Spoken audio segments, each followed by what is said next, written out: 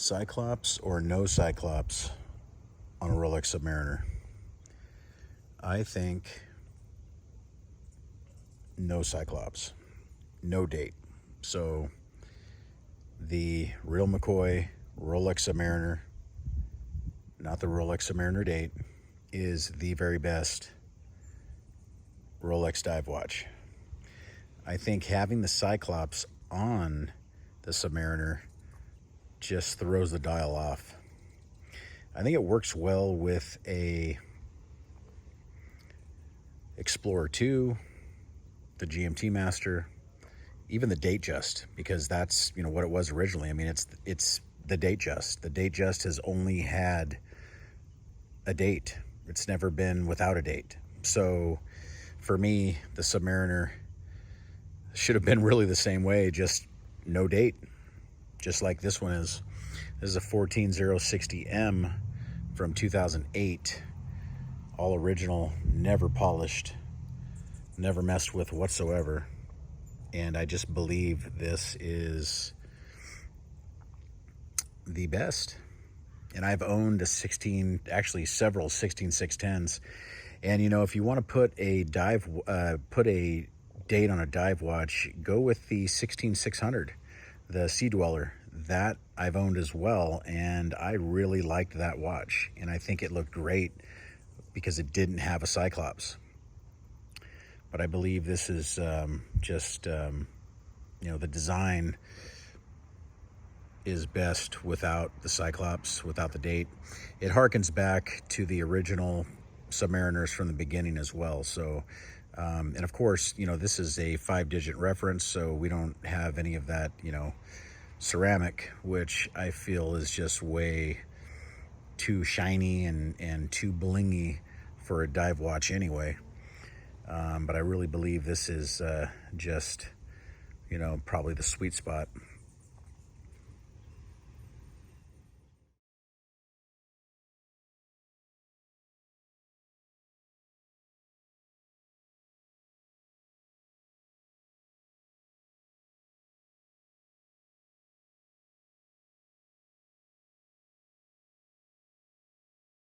You got to remember that this is how Rolex Submariners originally came. You know, you had this style bracelet, you know, kind of jingly and jangly, but worked very well with all the micro adjustment you could ever ask for. You didn't need any glide lock. You didn't need any of that. And it fit everyone just fine. Of course, you have the screw and links, which remain the same on the new models, but I just believe this bracelet is more comfortable. Something you have is chamfers. And this is really, I mean, if you look at this timepiece compared to like a 16610, you're gonna have that beautiful chamfer on there. And you can look at a same model 16610, or same year, I mean, same year 16610, and they're not going to have those chamfers. So this is really the best of the last real Rolex Submariner.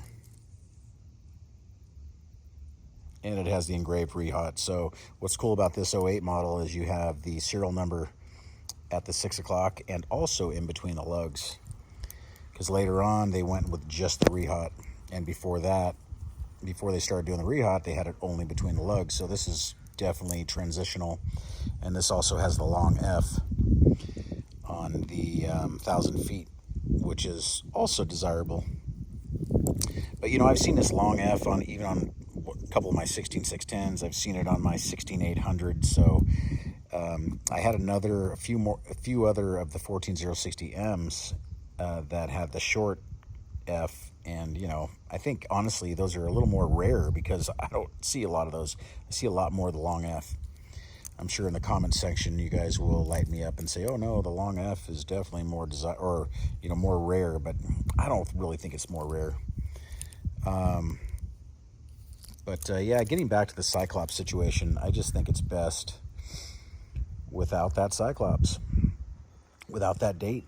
It just totally unclutters the dial. It's totally symmetrical, looks better, easy to view, just has a much better look to it.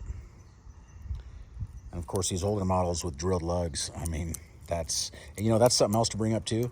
This has drilled lugs, but if you look at a 16610 from 2008, it didn't have drilled lugs, but these 14060Ms did. So really, if you look at the 14060M, it was really the very last of the real Rolex Submariner. And then everything changed. Anyway, thanks for watching. Please like and subscribe. I'll see you guys next time. Thank you. Bye-bye.